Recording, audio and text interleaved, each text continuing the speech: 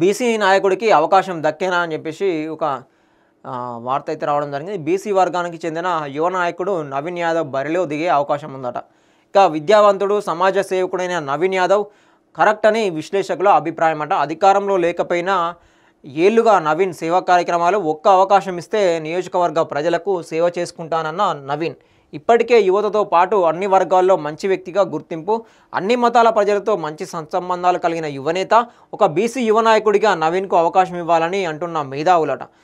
BC రిజర్వేషన్ల నేపథ్యంలో BC నాయకుడు ఎమ్మెల్యే అయితే కాంగ్రెస్కు మైలేజ్ వస్తాయని చెప్పేసి ఎవరైతే మేధావులు ఉంటారో, బీసీ సంఘాలు అయితే ఎవరు ఉంటారో అక్కడ రాష్ట్ర వ్యాప్తంగా ఉన్న బీసీ యువ నాయకులు కావచ్చు, బీసీ సంఘాలు కావచ్చు, ఇక్కడ జూబ్లీ హిల్స్ బై ఎలక్షన్ అయితే ఉన్నదో ఇక్కడ తను ఎప్పటి నుంచో ఇప్పటికీ 3 సార్లు కూడా పోటీ చేసి ఓడిపోయడం జరిగింది. సో అట్లా ఇప్పుడు తనకి అవకాశం ఇస్తే గెలిచే అవకాశం ఉందని చెప్పేసి బీసీ నాయకుడు గెలుస్తారు. ఇప్పుడు మళ్ళీ బీసీ నినాదం ఏదైతే ఉన్నదో బీసీ రిజర్వేషన్లకు సంబంధించిన అంశం తెర మీద ఉంది కాబట్టి బీసీలకు అవకాశం కల్పించాలని చెప్పేసి మాత్రం డిమాండ్ వస్తూ ఉన్నది. ఇక జూబ్లీ హిల్స్ నియోజకవర్గం ఒకప్పుడు ఖైరతాబాద్ నియోజకవర్గంలోనే కలిసి ఉండేది. దేశంలోనే అతిపెద్ద 2వ నియోజకవర్గంగా వెలుగొందుతుండేది. అత్యధికంగా మైనారిటీలు, ఎస్సీ, బీసీ సామాజిక వర్గాలకు నిలవుగా ఉండేది.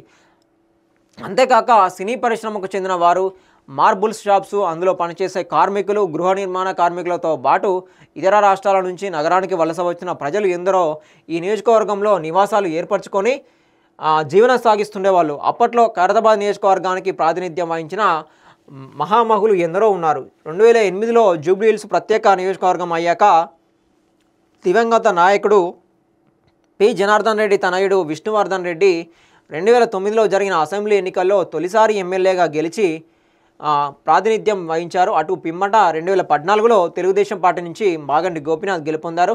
తర్వాత 2018లో ఆయన బీఆర్ఎస్ పార్టీలో చేరి ఎమ్మెల్యేగా 2వసారి గెలుపొందారట.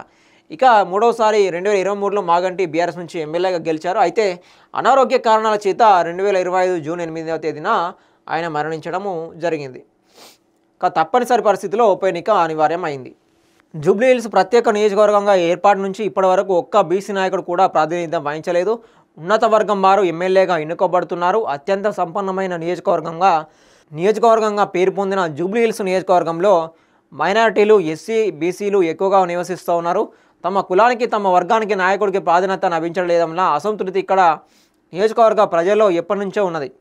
ఈ క్రమంలోనే బీసీ వర్గానికి చెందిన యువ నాయకుడు నవీన్ యాదవ్ తన ఉన్నత విద్య పూర్తయిన తర్వాత ప్రజాక్షేత్రంలోకి అడుగుపెట్టారు. తనకున్న మేధస్సుతో, సేవా దృక్పథంతో ప్రజా సంక్షేమ కార్యక్రమాల్లో మునిగిపోయారు. నియోజకవర్గ ప్రజల్లో తలలో నాలుకగా ఉంటూ అన్ని వేళలా అందుబాటులో ఉండేవారు. ఆయన వివిధ వ్యాపారాల్లో ఉంటున్న తన సంపాదన ఎక్కువ మొత్తం పేద ప్రజల కోసం వినియోగిస్తూ ఉంటున్నారు. ఈ క్రమంలో నవీన్ యాదవ్ ఇటు ప్రజల్లోనూ, అటు ప్రభుత్వ పెద్దల్లోనూ, అధికారుల్లోనూ, అన్ని సామాజిక వర్గాల్లోనూ ఒక ఉన్నతమైన వ్యక్తిగా, సామాజిక సేవకుడిగా పేరు సంపాదించుకున్నాడు. గత ఎన్నికల్లో ఆయన వేరే పార్టీ తరఫున ఎమ్మెల్యేగా బరిలో నిలిచినా విజయం సాధించలేకపోయారు. కానీ తన ఓటమితో నవీన్ ఎప్పుడూ కుంగిపోలేదు. తన సేవా కార్యక్రమాలు నిరాటంకంగా కొనసాగిస్తూనే ఉన్నారు. అధికారం లేదని ఏనాడు కూడా నిరాశపడలేదు. కానీ ఒక ప్రజాప్రతినిధిగా గెలుపొందితే నియోజకవర్గ ప్రజలకు ఇంకొంచెం ఎక్కువగా సేవ చేయవచ్చనే భావనతో నవీన్ యాదవ్ ఆ దిశగా ప్రయత్నాలు చేస్తున్నట్లు తెలుస్తోంది.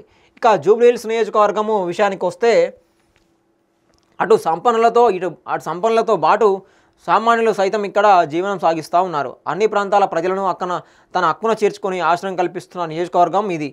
ఇక్కడ బీసీల ప్రాబల్యం ఎక్కువగా ఉన్న ఏ బీసీ నాయకుడు కూడా రాజకీయ అధికారం చేజిక్కున్న దాఖలాలు లేవంట.